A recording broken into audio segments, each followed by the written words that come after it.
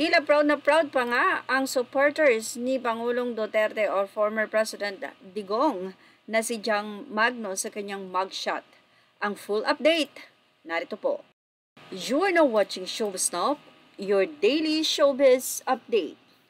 Viral nga ngayon sa social media matapos nga na mailathala ng bulgar online ang nasabing mugshot ng supporters ni Pangulong Duterte or former President Duterte na si Jam Magno. Ito nga ay proud na ibinahagi pa ang kanyang nakangiting mugshot. Kung anong kaso, ano nga po ba? Mula sa artikulo ng Bulgar, supporter ni Duterte kalat nakabit, Jam Magno kinasuhan. Proud pa sa mugshot. Maingay na pinag-uusapan ngayon ang kumakalat na mugshot ng social media personality na si Jam Magno sa X matapos na kusang sumuko ito sa pulisya sa Butuan City.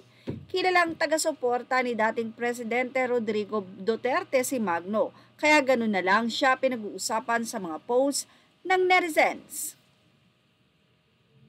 Ngiti-ngiti pa si Jam Magno sa kanyang mugshot na ikinaloka nga daw ng maraming madla. Nakalagay sa hawak nito ang kasong psychological violence na violation sa ilalim ng mas kinalaan Act Defining Violence Against Women and Their Children. Nagtaka nga ang mga mosang sa SOCMED kung bakit at sino ang nagsampa ng kaso sa social media personality hanggang kumalat ang usap-usapan na ito pala ay isang kabit or other woman, di umano. Kaya sinampahan ng kaso. Hindi naman sinubukang takasan ni Jam ang kanyang kaso at sa halip ay ipinagmalaki pa nito ang kanyang mugshot sa kanyang Facebook account na Jessica Ann Mangkaw Magno. Say nga niya, all smile siya dahil hindi naman siya guilty sa kinaharap na kaso. Nilinaw pa nitong isinuko niya ang sarili sa Butuan City Police Station 4 kasama ang pamilya at ang kanyang abogado. Agad din siyang nakapagpiyansa na umabot sa 72,000 pesos. Pinasalamatan pa nito ang mga otoridad sa Station 4 dahil nagkaroon daw siya ng isang wonderful experience at nagustuhan niya ito.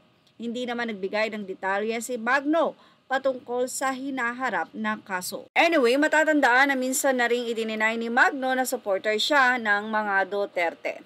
Ilang mga supporters naman ni Jam Magno ang nagsabi na yes, kahit na nga ikaw ay kinasuhan at kung wala ka naman talagang kasalanan, ay all out smile ka talaga. Yun nga lang, nagbayad siya ng 72,000. Well, lugi pa rin. Yan ang ating Showbiz Snap update. Images are all credit to the rightful owners and thank you for watching Showbiz Now. Please like, share, and subscribe.